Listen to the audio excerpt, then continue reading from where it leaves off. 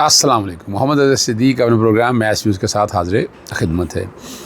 मैंने ऐसे आपको कहा था कि ज़ुल्फ़िकार अली भुट्टो साहब का जो केस है, जो कि मैंने फ़ाइल इंस्पेक्ट की है, उस पर तफसीली बात करूँगा मैं। मखसूस नशिस्तों का फ्यूचर क्या होना है और क्या वाकई पाकिस्तान तहरीक इंसाफ एहतजाज करने जा रही है। चलें सबसे पहली बात तो मैं आता हूँ मखसूस नशिस्तों के हवाले से। आइन का आर्टिकल 51 और 106 बहुत क्लियर है, तरीक़ाकार बताया हुआ है उसके अंदर। और बार बार मैं चीज़ें आपके सामने इसलिए रखता हूँ तो क्लियर हो जाए। इलेक्शन हुए, उस तनासब के मुताबिक मखसूस नशिस्तें मिलनी हैं। वो ख़वातीन की भी हैं, जो गैर मुस्लिम हैं उनके हवाले से भी हैं, लिखा हुआ है इनके अंदर। फ़र्ज़ करें कि अगर 100 सीटें आई हैं सियासी जमात की, तो उसी तनासब से मिलना है। अब ये नहीं हो सकता कि आइन ने तनासब की बात खुद की है कि ये सीटें उसकी बजाय किसी और को दे दी जाए, और प्रोविज़न भी पूरी दी है, मैथडोलॉजी पूरी दी हुई है, पूरी मैथडोलॉजी आइन ने फराहम की हुई है। चूँकि ये पार्लियामेंट जो है ना, पहले भी ढकोसला इसने बहुत काम ऐसे किए हैं, इसने आइन को तोड़ा है, बार बार तोड़ा है। और उस आइन को तोड़ने के हवाले से मेरी कई पटिशन जो हैं वो लाहौर हाई कोर्ट में और इस्लामाबाद हाई कोर्ट में ज़ेर इल्तवा। सबसे पहला जो मामला इन्होंने तोड़ा, जब 90 दिन में इलेक्शन की बात हुई थी, तो 90 दिन के अंदर इलेक्शन नहीं करवाए। अब आइन कहता है कि 90 दिन में इलेक्शन कराने हैं। अच्छा, फिर आर्टिकल 252 है कि जहाँ अगर कोई काम वक्त पे ना हो ना, तो उससे काम इनवैलिड नहीं हो जाता, इनको किया जाए। ये गुंजाइश दे रहा है आर्टिकल 252, बड़ा वाज़े तौर पर गुंजाइश का टाइम देता है। और इसी तरह वो जैसे काजी फ़ाइज़ तारीख़ के वैसे बदनाम है ज़माना तरीन जज कि जिन्होंने साइन की शक्ल बिगाड़ के रख दी, ये उनके पास सारे मामला थे, और उन्होंने जो हाल किया वो सारा रिकॉर्ड के ऊपर दस्तयाब है। कमाल की बात है, जब 90 दिन के इलेक्शन की बात हुई तो खुद आगे कह गए 90 इलेक्शन करा दिए। ये भूल गए कि कंटेम्प्ट हुई है, ये भूल गए कि 90 दिन गुजर चुके हुए हैं। और तरमीम बड़ी कमाल की उन्होंने। मैंने लाहौर हाई कोर्ट से फ़ैसला लिया कि जनाब सदर डेट दें इलेक्शन की। ये सूबाई असेंबली गवर्नर ये इख्तियार था, आइन के अंदर इख्तियार दिया हुआ था। मैं ऐसी बात तो कोई नहीं कर रहा ना।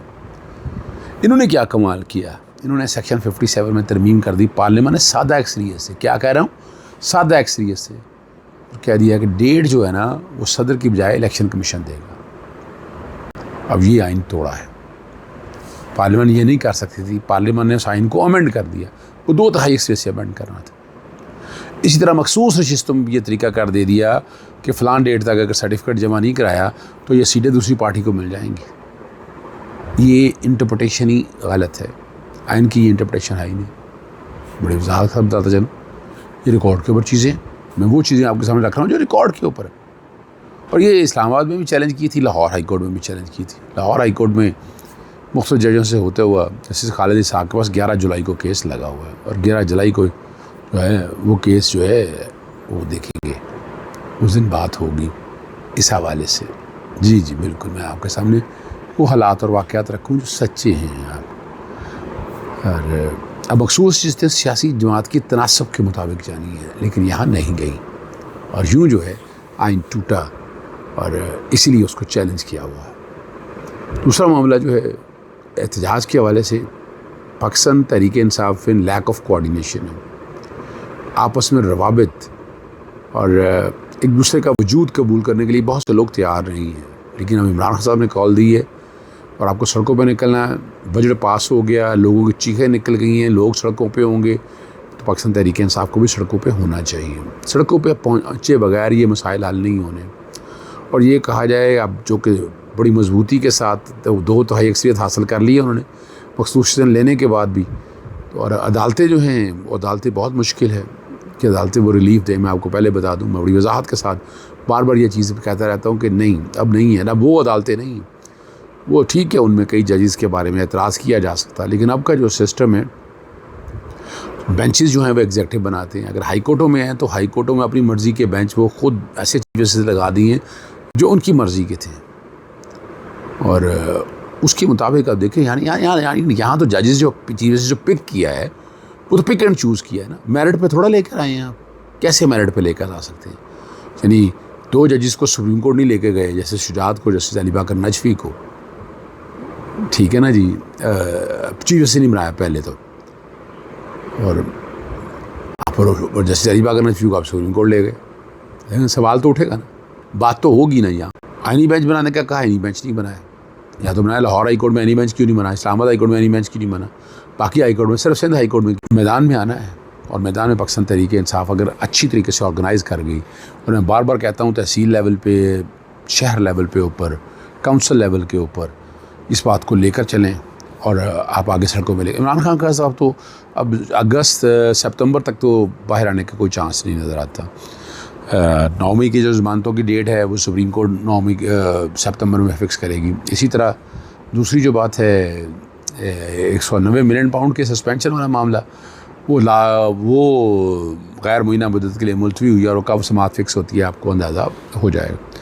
आखिर में जुल्फ़िकार अली भुट्टो साहब के केस के हवाले से बताता चलूँ, मैंने वो इंसान हूँ जिसने जुल्फ़िकार अली भुट्टो का ट्रायल रिकॉर्ड देखा है, और मैं बार बार जुल्फ़िकार अली भुट्टो पर इल्ज़ाम लगता रहा कि वो गद्दार वतन है, इस तरह की बातें करती रहे। लेकिन नहीं जनाब, अगर वो गद्दार थे तो इस मुल्क से निकल ना सके। और ये बातें मैं नहीं कहा करता, लोग बहुत कहते हैं कि जनाब शहज़ादा शाह फैसल साहब जो रहनुमा या हुक्मरान थे सऊदी अरब के, उनसे वादा कर लिया था जनरल ज़ियाउल्लाह कह के दे देंगे, लेकिन नहीं, उनको हवाले किया गया और यही मार दिया गया, शहीद कर दिया गया, अदालती कत्ल कर दिया गया। और वो फिर हमने देखा कि मौजूदा पिछले सुप्रीम कोर्ट ने आगे कहा कि नहीं, वो right to fair trial and due process of law नहीं हुआ उनके साथ। वो कई वजूहत हैं। एक तो क्या, केस उठाकर आप नीचे से ट्रायल उठाकर ऊपर ले आए, सेशन से हाई कोर्ट में ले आए, एक अपील का राइट दे ख़त्म कर दिया। अब वहाँ पर यूसुफ मेमन साहब एडवोकेट थे फ्रॉम कराची, याया बख्तियार ने तो बड़ा घटिया केस लड़ा। वो जब यहाँ आया करते थे, वो आके ट्रायल में देखा करते थे जी, उन्होंने 3 मुख्तलिफ एप्लीकेशन थी। मैंने रिकॉर्ड खुलवाया, ये रिकॉर्ड खोलते नहीं थे, वो रिकॉर्ड मैंने खुलवाया, याद रखिएगा, वो रिकॉर्ड मैंने खुलवाया, मट्टी पड़ी हुई थी उस रिकॉर्ड के ऊपर। तो इसमें 3 दरखास्तें बड़ी अहम थी। एक तो नीचे से ट्रायल ऊपर लाने को चैलेंज किया हुआ था, उस पर फैसला नहीं हुआ, और यूसुफ मेमन साहब वन फाइन मॉर्निंग अपने कमरे में मरे हुए पाए गए।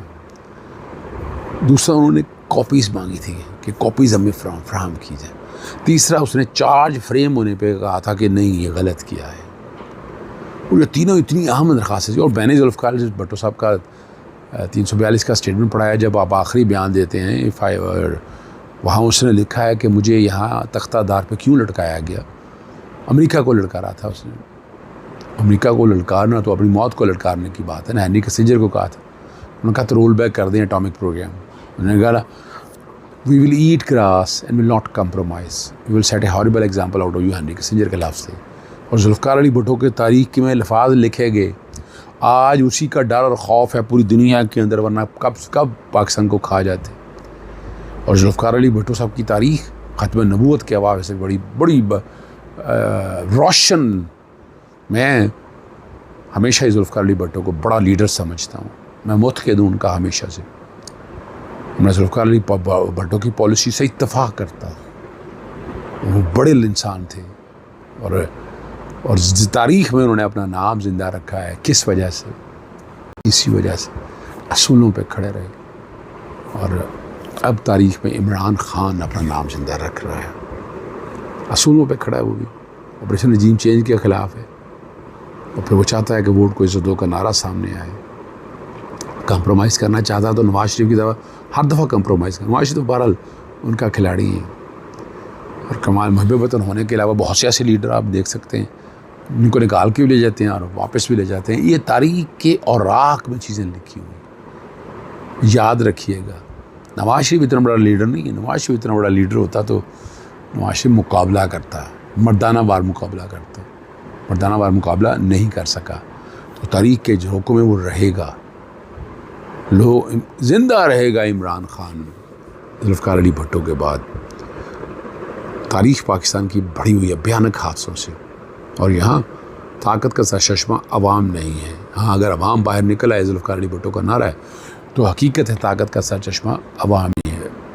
इजाज़त चाहता हूँ। अस्सलाम वालेकुम, अल्लाह हाफ़िज़। पाकिस्तान जिंदाबाद।